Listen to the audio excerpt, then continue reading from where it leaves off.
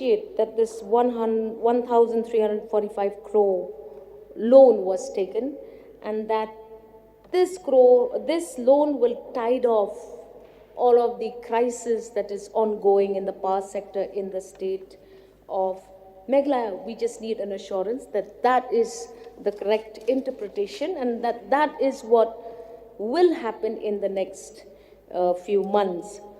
Sir, I also perused over an RTI report that was filed seeking details from the MEECL and the kind of loan liabilities, outstanding bills that is there to all power companies and to everything. Now, when I look at those numbers, it does get very frightening and it does seem very difficult to decipher. Now, in simple terms, I would request the Honorable Power Minister to explain to the people of Meghalaya that this is the loan, this is what's happening, this is how we're going to deal with it, and likely that the power PSU will not be able to do everything at one go.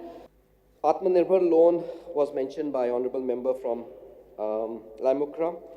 I've explained, sir, that this loan had to be taken, sir. This loan had to be taken because a decision had to be arrived at. What do we do, sir? Do we allow our MECL to have this huge outstanding dues to the generating companies at a time when these generating companies are also facing immense pressure in terms of their revenue realization?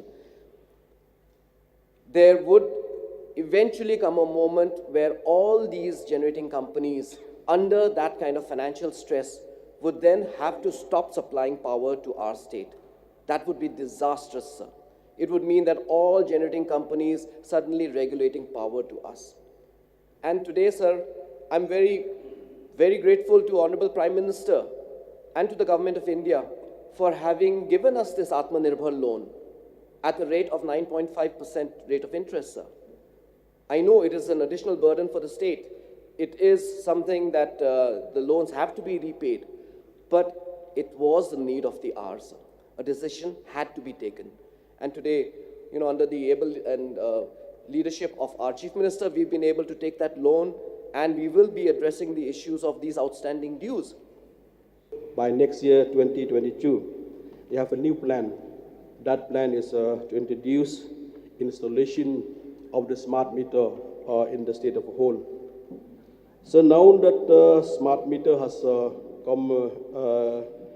came as a light to all the people in the state, there have not been much of understanding by the consumer of the state. But what it need, that's why I be part of this short duration discussion. That is, I would like to mention the government, the Meghalaya Energy Corporation Limited. The Honorable Member from Laimukra also mentioned about smart meters, which I think the Honorable Member from Maulai also has touched upon.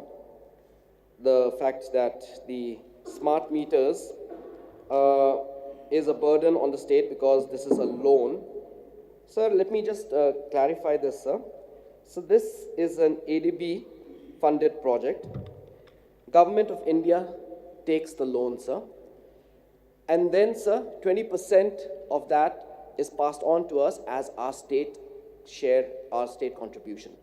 80% is converted by the Government of India, the loan that they take as a grant and passed on to our state, sir.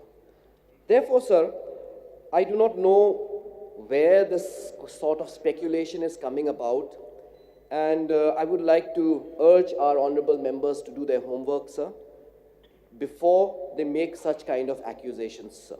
Honorable Member from Maulai had said that the cost of these meters is about 3,000 in other states of Northeast, sir.